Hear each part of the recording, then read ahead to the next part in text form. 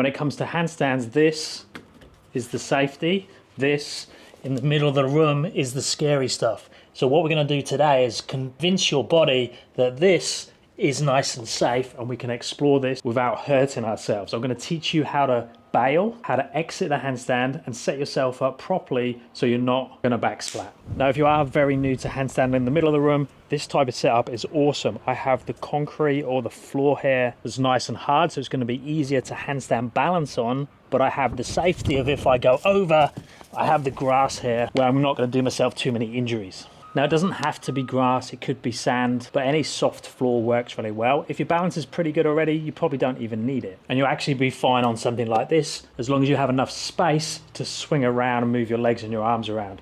You don't want to be confined to something like this, where you risk hitting something or falling onto something heavy or something you really care about. Now, ideally, before we start kicking up in the middle of the floor, we'll have built some conditioning on our shoulders and our arms and have a certain amount of control. We should ideally be able to kick up to the wall consistently. We should ideally be able to climb up the wall and hold here for at least 30, 45 seconds, ideally 60 seconds, and still hold a conversation. We definitely shouldn't be looking like this.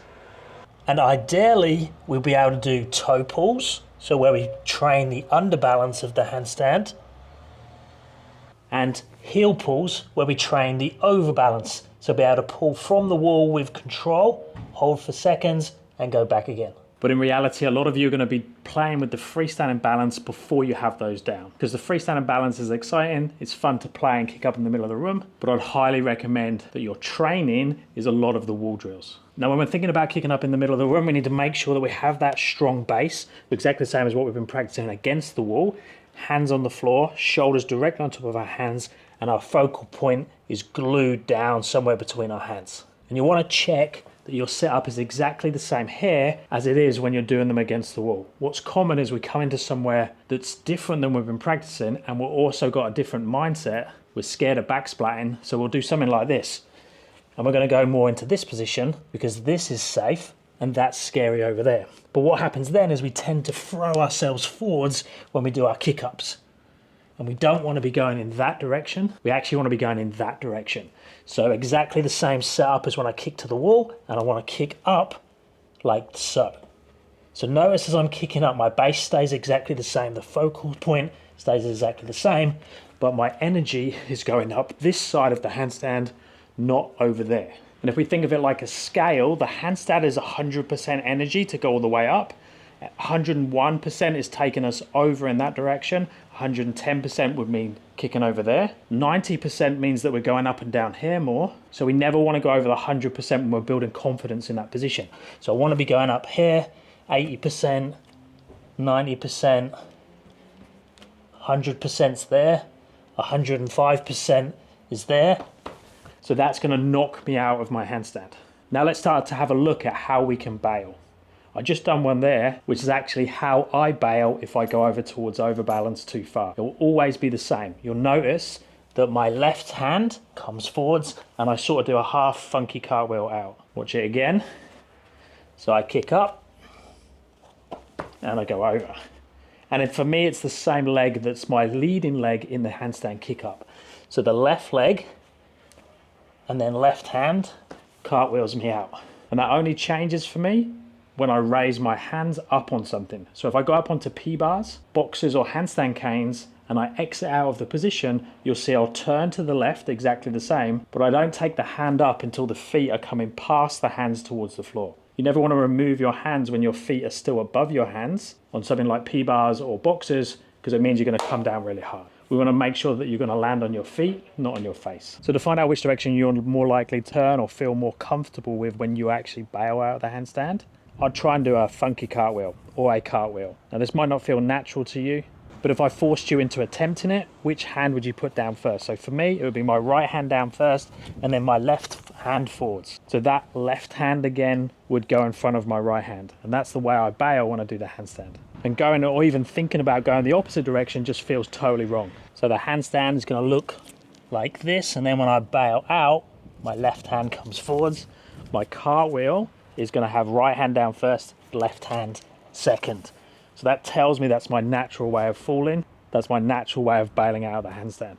And then playing with that percentage idea, you could just build upon that. So you start with the base, kick up to like 80%, then increase it to 90, and then play with going up to 95, 100, and then whenever 101 happens, you just practice stepping the hand forwards, turning out of position. And as long as you've got all that clearance to play with, you've got the soft landing, 100 repetitions will make that feel way more comfortable.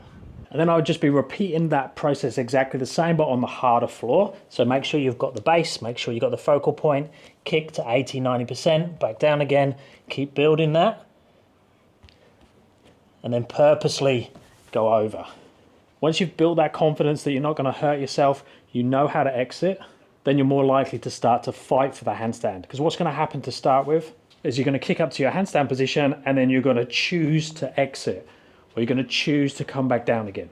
So you're not actually choosing to stay in the handstand. And even when you catch the balance for a few seconds, normally there isn't a natural or subconscious effort to rebalance the handstand. So you often get this type of thing where they'll be like, I'm handstanding, and they fall back down. Even though you know the wall drills, the heel pulls, the toe pulls, the underbalance drills, the overbalance drills. So it really needs to become a conscious effort to start with, to rebalance as needed. So as soon as you start to lean, you catch yourself, you pull yourself back in the opposite direction, I catch myself, pull myself back. And then what you'll tend to see is a little bit more like, ooh, ooh, like that type of thing, where you can see things are changing. They'll still be quiet when you're in the middle, but then you'll start to collapse or fall and then you'll pull back again. So you'll start to see things like that. And that's what we want to see. We want to see some catches pulling back. There might be some overcorrections where you go a little bit too far and back again, but none of that will start to happen if you're still scared of kicking up to handstand. So we need to get comfortable with that kicking up to handstand, so going directly up, not going over there past the handstand. Work with those percentages and slowly go up to your handstand position instead of going in at 120% or going in at 20%. Practice your bailing so you know how to bail and you build that confidence that you're not going to hurt yourself. Make sure you've got a nice clear open space, and then make it specific to what you're working towards. So if you already have a freestanding handstand balance, but now you want to start handstanding on a raised surface for handstand push-ups, to get up onto handstand canes or P-bars, we need to have an understanding there that when I rotate out of this one, I'm going to keep my hands on for longer and the feet need to be below my hands before I lift it. That's just good practice, especially if we're going to use high P-bars like this.